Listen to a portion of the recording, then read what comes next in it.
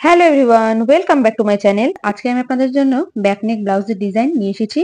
তো সবার প্রথমে আমরা লাইলিন কাপড়ে কিন্তু কাটিং করব। তো এখানে আমি সবার প্রথমে নিয়ে নিচ্ছি ঝুল 14। আপনাদের যা ঝুল থাকবে তার সঙ্গে এক যুক্ত করে নেবেন, তাহলে কিন্তু হয়ে যাবে। তো যেহেতু এটা আমি পেছনের সাইডে খোলা রাখবো, মানে হুক লাগাবো, তো তার জন্য 1 ইঞ্চি আমরা ওপরে আর 1 ইঞ্চি আমরা নিচে নিয়ে নেব। কারণ হুক আর হুকের ঘরের জন্য কিন্তু 1 ইঞ্চি কিন্তু এক্সট্রা আমাদের নিতেই হবে। তারপরে দেখুন ওপর আর নিচে 1 ইঞ্চি নিয়ে নেওয়ার পর আমি একটা স্কেল সাহায্যে দাগ টেনে নিচ্ছি। কিন্তু আপনি পেছনে হুক নাও লাগাতে পারেন, তার জন্য কিন্তু এই 1 ইঞ্চি নিতে হবে না। এখন আমরা নিয়ে নেব কাঁধের মাপ। অনেকে কিন্তু পুট বলে থাকেন, তো আমরা এখন কাঁধের মাপটা কিন্তু ওই 1 ইঞ্চি ছেড়েই তারপরেই কিন্তু নেব। আপনাদের যা কাঁধের মাপ থাকবে তাকে অর্ধেক করে নেবেন, তাহলেই কিন্তু আপনাদের অ্যাকচুয়ালি কাঁধের মাপটা বেরিয়ে যাবে। তারপরে আমি একটা স্কেলের সাহায্যে দাগ টেনে নিচ্ছি। এরপরে আমরা নিয়ে নেব বগলের মাপ। অনেকে কিন্তু আর্মহোল বা মোহরা বলে থাকেন, তো যে যাই বলুক না কেন জিনিসটা কিন্তু একই। তো এবার আমরা 7 ইঞ্চি নিয়ে নেব। এখানেও আপনাদের যা মোহরা থাকবে তাকে অর্ধেক করে নেবেন, তাহলে কিন্তু আপনার পারফেক্ট একদম মেজারমেন্টটা বেরিয়ে যাবে। তারপরে দাগটাকে আমি স্কেলের সাহায্যে মিলিয়ে দিয়েছি। এবার আমরা নিয়ে নেব ছাতির মাপ। তো আপনার ছাতি যা থাকবে তাকে 4 দিয়ে ভাগ করবেন, তাহলেই কিন্তু বেরিয়ে যাবে। আর অবশ্যই কিন্তু ওই 1 ইঞ্চি ছেড়ে তারপরেই কিন্তু নেবেন। তো এরপরে আমরা সেলাই মার্জিনের জন্য আরো 2.5 ইঞ্চি এক্সট্রা নিয়ে নেব। এটা কিন্তু সেলাই মার্জিনের জন্য আপনারা যে কোনো খুশি মাপটা নিতে পারেন, তবে 2.5 ইঞ্চি একটু বেশি নিলে অনেক সময় কাপড়ের কিন্তু ঘাটতি পড়ে, তো তার জন্য একটু বেশি নেবেন। তারপর আমরা সবার নিচ থেকে নিয়ে নেব কোমরের মাপ। তো কোমরের মাপটাও কিন্তু ওই 1 ইঞ্চি ছেড়েই তারপরে নেবেন। তো দেখতেই পাচ্ছেন কোমর ছিল আমার 33, তাকে 4 দিয়ে ভাগ করার পরে বেরিয়েছে 8.25। তারপরে আমি আরো 2.5 ইঞ্চি এক্সট্রা সেলাই মার্জিনের জন্য নিয়ে নেব। এবার আমরা আরো 1 ইঞ্চি নিয়ে নেব, কারণ আমাদের কোমরে কিন্তু টেকিনের দরকার আছে, তো তার জন্য 1 ইঞ্চি এক্সট্রা নিয়ে নেবেন। মেজারমেন্ট প্রায় নেওয়া হয়ে গিয়েছে। এবার আমরা নিয়ে নেব গলার মাপটা। তো গলার মাপ আমি নিয়ে নিয়েছি 4, যেহেতু এটা বোট নেকের উপরে তৈরি হবে। নিচের দিকে আমি নিয়ে নিব 2.5। তো গলার লম্বাটা আমি বেশি রাখতে চাইছি না, আপনারা যদি বেশি রাখতে চান তাহলে কিন্তু এর বেশিও করে নিতে পারেন, কোনো চাপ নেই। এরপরে স্কেল দিয়ে একটা বক্স বানিয়ে নিচ্ছি। তারপরে আমি একটা ডিজাইন করে নিচ্ছি। তো এখানে আমি রাউন্ড শেপ দেব, আপনাদের পছন্দ অনুযায়ী যে কোনো শেপ দিয়ে নিতে পারেন। এখন আমরা বগলের কাছে শেপ দেবো, তো তার জন্য আমি 1.5 ইঞ্চিতে রেখে দিয়েছি।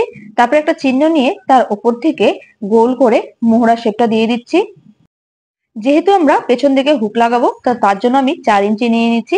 আপনারা হুকের জায়গাটা কতটা কম বেশি করতে চান সেটা আপনাদের পছন্দ অনুযায়ী নিয়ে নিতে পারেন। তারপরে দেখুন 1/2 ইঞ্চিতে আমি এখান থেকে একটা দাগ টেনে নিব।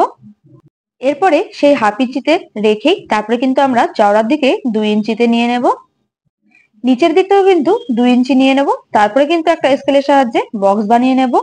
এখানে আমি ডিম্বাকৃতি টাইপের একটা শেপ দিয়ে দিচ্ছি, পুরোপুরি গোল হবে না, এইরকম একটা শেপ নিয়ে দিতে হবে। আপনারা কিন্তু নিজের পছন্দ অনুযায়ী এখানে যে কোনো খুশি ডিজাইন দিয়ে দিতে পারেন। সমস্ত মেজারমেন্ট কিন্তু আমার কমপ্লিটলি নেওয়া হয়ে গিয়েছে। এবার আমি আর কাটিং করে দেখাচ্ছি। কাটিং কিন্তু আমার কমপ্লিট হয়ে গিয়েছে। এবার আমি এগুলোকে মেন কাপড়ে কেটে তারপরে দেখাচ্ছি আপনাদের। তো মেন কাপড়ে কিন্তু আমার পুরোপুরি কাটিং কমপ্লিট হয়ে গিয়েছে। এইবার একদম গলার কাছে যে ডিজাইন আমাদের রয়েছে সেখানে কিন্তু 1/2 ইঞ্চি ছেড়ে তারপরে আমরা এখন সেলাই করে নিব। এখানে কিন্তু সেলাই করার সময় হাত দিয়ে ফিনিশিং এর সঙ্গে সেলাই করবেন, কোথাও যেন একদম কুঁচকে না যায়।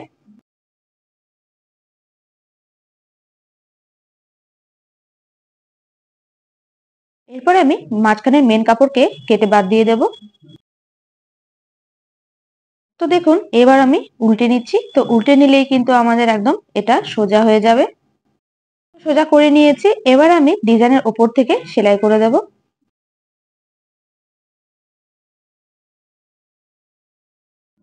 এইবার চারপাশ থেকে কিন্তু সেলাই করে দিতে হবে। আর বাড়তি কাপড়ে যদি কোনো টুকরো থাকে তাহলে সেটাকেও কিন্তু কেটে বাদ দিয়ে দিতে হবে। এইবার আমি একটা পেপার পেস্টিং নিয়েছি, আর পেপার পেস্টিংটাকে ঠিক ব্লাউজের নিচে রেখেছি। নিচে রেখে তারপরে কিন্তু এর আমি হুবহু ডিজাইনটা তুলে নেব। এবার দেখুন ঠিক এখান থেকে 1 ইঞ্চি আমি বাড়িয়ে বাড়িয়ে পুরো রাউন্ড করে নিয়ে নেব। এবার আমি লাইলন কাপড়ের উপরে পেপার পেস্টিংটাকে রেখে আয়রন করে কিন্তু একে সেট করে নিয়েছি। তারপরে কিন্তু 1/2 ইঞ্চি রেখে কেটে নিয়েছি। তো 1/2 ইঞ্চিটা যে আমি নিয়েছি সেটাকে কিন্তু এভাবে রেখে তারপরে কিন্তু সেলাই করে নেব। এইবার ব্লাউজটাকে নিয়ে তারপরে কিন্তু আমি এর উপরে পেপার পেস্টিংটা ঠিক উল্টো করে রেখে দেব। এইবার একদম কিনার থেকে কিন্তু সেলাই চালিয়ে দেব। এইবার পেপার পেস্টিংটাকে উল্টে নিয়ে ওপর থেকে সেলাই করে দেব।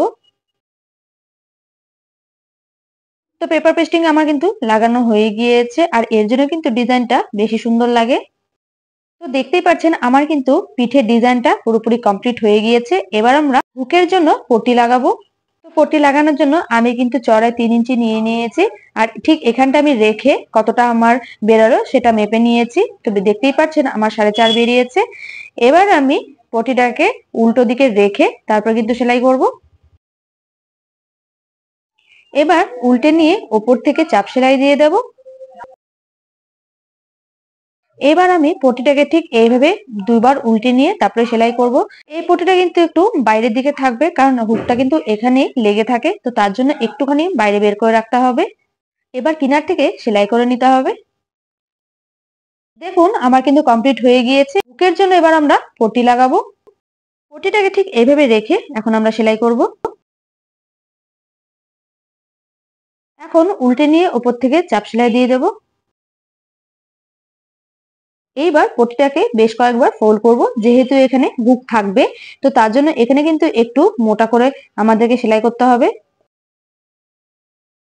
তো দেখুন আমার কিন্তু হুকের জন্য পটি লাগানো হয়ে গিয়েছে, আর হুকগুলো কিন্তু একটার পর একটা লাগানো থাকে। তো পুরোপুরি কিন্তু আমার কমপ্লিট হয়ে গিয়েছে।